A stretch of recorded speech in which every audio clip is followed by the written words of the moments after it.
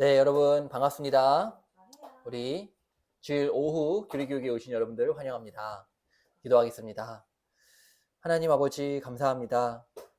우리 웨스트민스터 수요일 문답 오늘 이제 10계명의 마지막 10번째 계명 함께 배웁니다.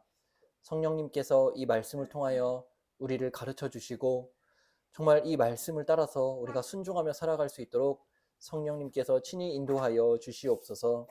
예수님의 이름으로 기도드리옵나이다. 아멘.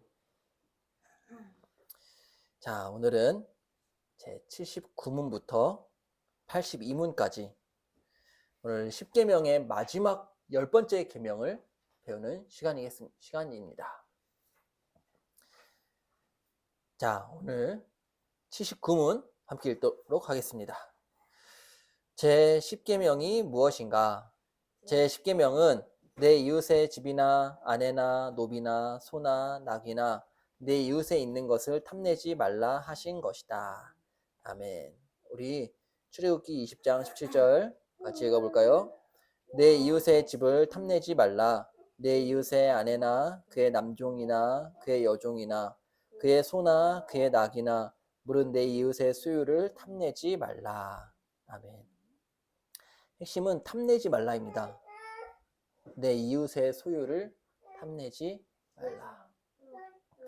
즉, 너 것이 아닌 것을 너희들이 탐내지 말라라는 것입니다. 탐심. 탐심은 무엇이죠? 지금 나에게 없는 것인데 이웃에게 갖고 있어요. 그것을 내가 갖고 싶은 마음, 빼앗고 싶은 마음, 그 마음이 바로 탐심이지요. 보면 내 이웃의 집, 이것은 현대로 말하면 무엇일까요? 또 내 이웃의 아내나 또 그의 남종, 또 여종, 또 소나 나귀, 이런 것들이 무엇일까요? 현대로 말하면 그런 것 같아요.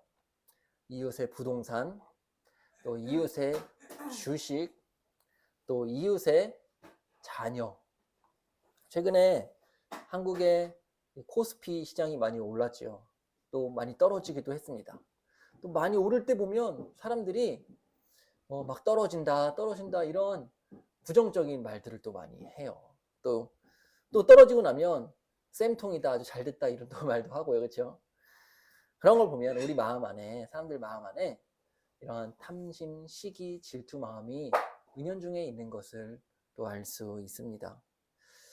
또 자녀도 그런 것 같아요. 자녀.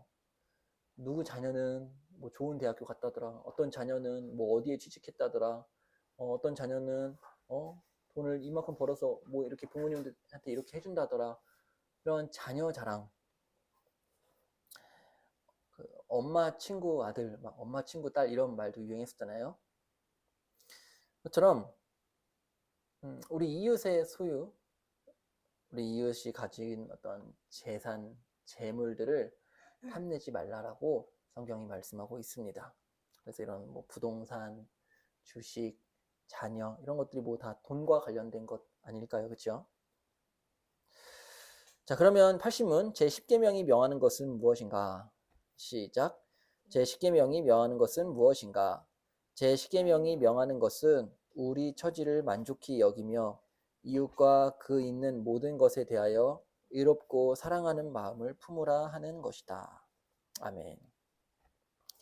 핵심은 우리의 처지를 만족하게 여기는 것과 이웃을 사랑하는 것, 이것이 탐심을 이길 수 있는 방법이다 라고 말씀을 합니다. 여러분들은 여러분에게 있는 재산, 여러분에게 있는 건강, 여러분에게 있는 가족, 그에 대해서 정말 만족하면서 살아가고 계십니까? 히브리서 13장 5절을 보면 이렇게 말씀합니다. 돈을 사랑하지 말고 있는 바를 족한 줄로 알아. 여기 무엇이죠? 이게 이제 족한 줄로 알라. 너희들이 갖고 있는 것에 대해서 자족하라는 뜻입니다. 우리가 만족을 해야지 이 탐심을 이길 수 있어요. 만족을 모르는 사람은 늘 이 탐욕으로 가득 채워지게 됩니다. 12장 15절 즐거워하는 자들과 함께 즐거워하고, 즉 뭐 이웃이 예를 들어서 뭐 아파트를 샀는데 그 아파트가 뭐 크게 올랐다더라. 그러면 우리는 그거에 대해서 시기하지 말고 축하해 줘야 됩니다. 뭐 잘 됐다더라. 우리 친구의 자녀가 좋은 대학교에 들어갔다더라. 그러면 같이 기뻐해 주어야 합니다. 근데 그게 참 쉽지가 않아요. 내 마음 안에서 이 그 시기심이 들거든요. 빌립보서 2장 4절 보면 각각 자기 일을 돌볼 뿐더러 또한 각각 다른 사람들의 일을 돌보아 나의 기쁨을 충만하게 하라. 고린도전서 13장 유명한 사랑장이죠. 보면 사랑은 오래 참고 사랑은 온유하며 하고 사랑은 시기하지 아니하며 라고 말씀을 합니다. 그래서 하나님의 사랑은 우리의 마음을 충만히 만족시켜 준대요. 그래서 시기하지 않게 해주신대요. 또 디모데전서 6장 6절에는 그러나 자족하는 마음이 있으면 경건은 큰 이익이 되느니라. 여기서도 자족하는 마음, 자족을 다루고 있고요. 레위기 19장 18절에서도 원수를 갚지 말며 동포를 원망하지 말며 내 이웃 사랑하기를 내 자신과 같이 사랑하라. 나는 여호와이니라. 아멘. 여러분, 자족이 무엇일까요? 자족. 스스로 이제 만족하게 여긴다라는 게 자족인데, 이 자족은 우리의 현재 지금 상태 있잖아요. 지금 현재의 상태가 최고라는 것을 인정하는 거예요. 매 순간 주어지는 우리는 현재를 살아가잖아요. 내 지금 현재에 대해서 만족하는 거예요. 그렇다고 현재 만족한다고 해서 현재 머물러 있고 더 이상 발전하지 말아라 이런 말이 아니에요. 앞으로 발전을 기대하는 건 좋아요. 그런 소망을 품고 비전을 품는 건 너무 좋습니다. 그러나 현재 상태에 만족을 하라는 거예요. 그것이 최고라는 것을. 이 현재 상태가 최고라는 것을 인정하는 것은 이게 신앙으로 가능하거든요. 어떤 신앙이냐면 하나님은 우리에게 늘 최고의 것을 주신다. 하나님께서 우리에게 주신 가족, 우리에게 주신 재산, 우리에게 주신 지혜, 지식, 건강, 이 모든 것들, 우리에게 주신 교회, 우리에게 주신 모든 관계들, 이런 모든 것들은 하나님께서 우리에게 주신 최고의 것이다 라고 믿는 신앙에서 자족할 수가 있는 겁니다. 그래서 우리는 인생의 가치를 어디에 두고 사느냐가 참 중요해요. 우리의 인생을 많이 모으고 많이 벌고 하는 데 두고 산다면 절대 자족할 수가 없습니다. 왜냐하면 그 많이라는 그 기준이 상당히 상대적이기 때문입니다. 그러나 우리의 인생의 가치를 하나님께 두고 산다면 우리는 매 순간 만족할 수 있습니다. 나에게 적든 많든 그것이 나를 만족시키는 것이 아니라 나의 가치, 나를 채워주시는 분은 하나님이시기 때문입니다. 그래서 우리가 탐심을 이기는 방법은 자족하는 마음이다. 자, 우리 81문 제10계명에 금하는 것이 있습니다. 제10계명에 금하는 것은 무엇인가? 제10계명에 금하는 것은 우리의 처지를 부족히 여기거나 이웃의 행복을 시기하거나 화나거나 이웃에 있는 모든 물건에 대한 불의한 행동과 감정이다. 아멘. 고린도전서 10장 10절에 이런 말씀이 있습니다. 그들 가운데 어떤 사람들이 원망을 했대요.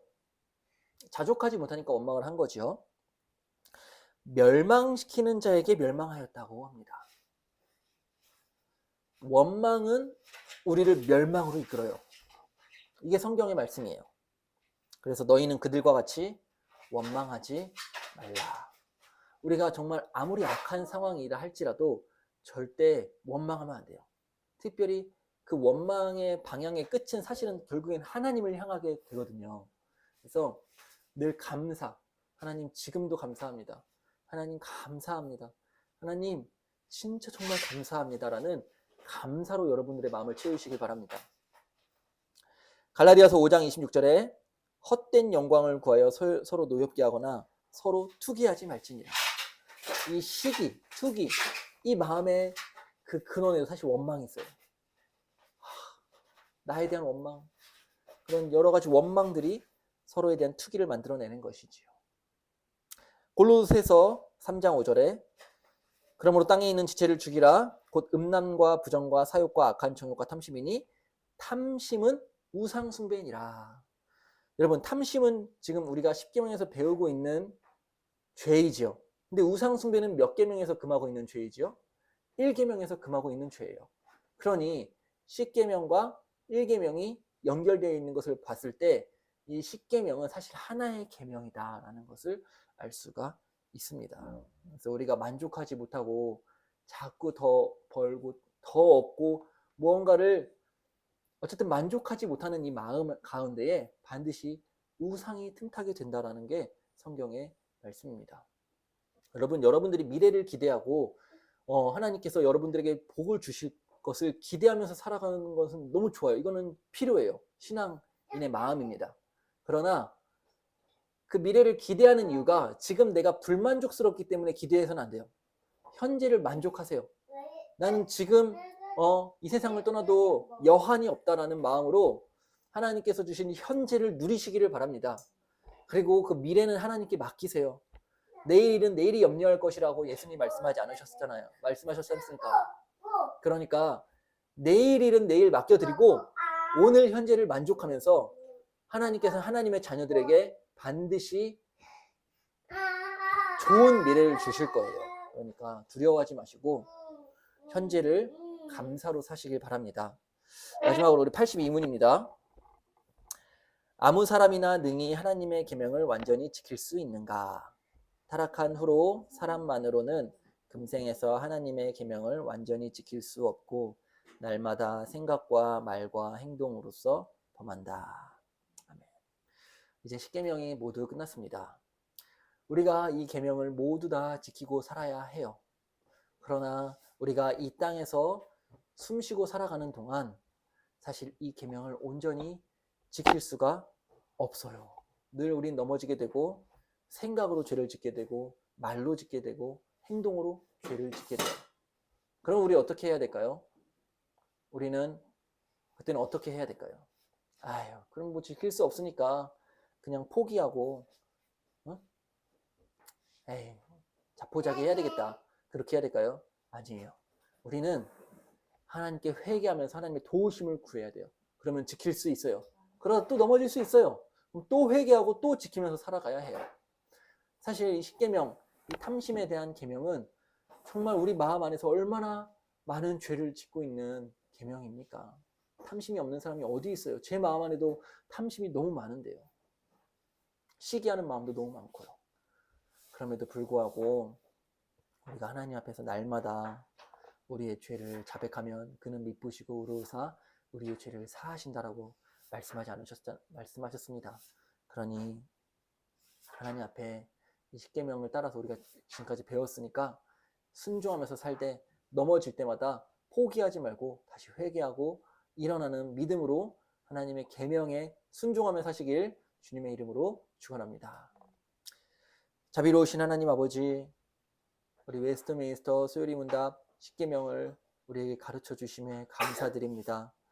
우리가 이 계명을 따라서 순종하며 살아가는데 포기하지 않고 하나님 아버지, 때로는 우리가 범죄하고 넘어질지라도 하나님 앞에 회개하고 다시 일어날 수 있도록 도와주시옵소서.